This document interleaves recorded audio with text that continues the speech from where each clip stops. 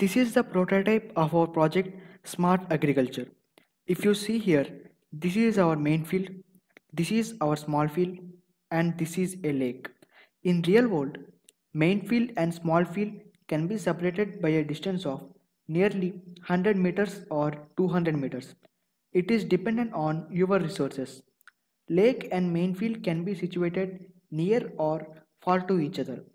And this is our water tank which supplies water to our field, and I had placed a motor pump in the water tank just to supply water to the field from water tank. And inside the field I kept a water flow sensor and DC motor pump and a soil moisture sensor. And now I will give a brief explanation of how this works.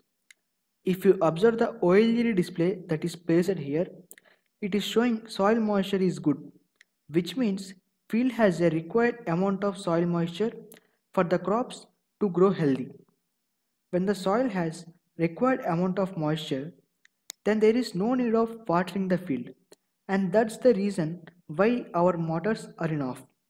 Whenever the moisture is low, DC motor will turn on, and when our field has a required amount of soil moisture, the motor will automatically turn off, and that is the main idea of smart irrigation, and in this way smart irrigation is achieved in our project. Another important thing that is achieved in this project is interconnection of water resources. Irrigation is important to a field as well as interconnection of water resources also, because saving of water resources is important. If a field has more water than it required, then it is better to transfer it to another field which has less water, so that amount of water that is required to spend to another field can be reduced, and in this way we are saving water. We can see a water flow sensor here, and this is the small field. For example, if this field, the main field has more amount of water which is not useful for this field, then it is better to transfer it to small field which has less amount of water. And if it has sufficient amount of water and this main field has more amount of water, then what we can do? It is better to transfer that more amount of water into a nearby lake, so that water is not wasted here. If we transfer it to a lake, it can be stored in groundwater also, so that the groundwater level of the particular area can be increased.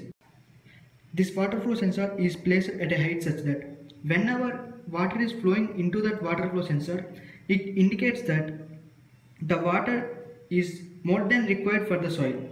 And whenever there is a water flow in the water flow sensor, the water will be transferred to either this small field or into this nearby lake. If the small field has the required moisture value, then there is no point in sending the excess amount of water in the main field into the small field, and that's why the alternate option we had chosen is to transfer the excess amount of water in the main field to the lake if the small field has also required amount of soil moisture. And in this way we are using the water resources effectively without wasting excess amount of water. Let's observe the serial monitor readings. If you observe the serial monitor readings, it is showing soil moisture is very wet and the flow of water inside the water flow sensor is 0 liters.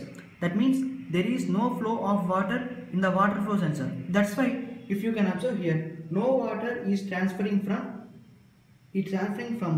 main field into either small field or to the lake. And also we can see that there is no amount of excess water in the main field. So that's why the serial monitor is showing a total of 0 liters in the water flow sensor, and also it is showing water level in the field is sufficient.